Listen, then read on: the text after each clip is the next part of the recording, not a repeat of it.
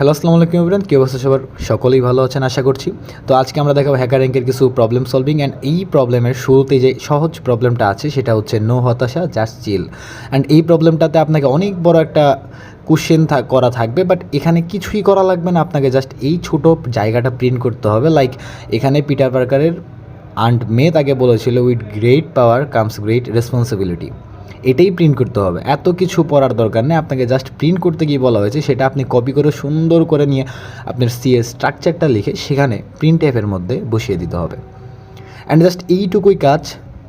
But আপনি এই জায়গায় যদি আপনি নিউ লাইনটা না দেন তাহলে হয়তো আপনার কোডটা অ্যাকসেপ্ট নাও হতে পারে, বাট আপনি ট্রাই করবেন সম্পূর্ণভাবেই একদম পিওরলি কোডটা রান করানোর জন্য।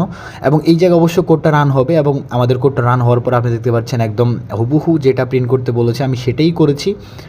অ্যান্ড এরপর যে আমাদের কাজটা সেটা হচ্ছে এটা ডিরেক্ট কপি করতে হবে। এই কোডটা ডিরেক্ট কপি করে দেন আমাদের হ্যাকার র্যাঙ্কের ভিতরে চলে যাব আমরা।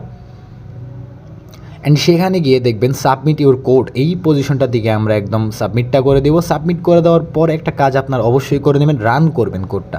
রান করার পরে যদি আপনার টেস্ট কেস যেটা থাকে সেটা যদি পাস করে তাহলে তো একদম হয়ে গিয়েছে, আর যদি না হয় তাহলে আবার ট্রাই করবেন। অ্যান্ড আমাদের কোড অলরেডি হয়ে গিয়েছে, এবং এখানে কিন্তু আপনার লিডার বোর্ডও দেখতে পারবেন। অবশ্যই দেখবেন আপনি কত নাম্বার পজিশনে আছেন। Thank you.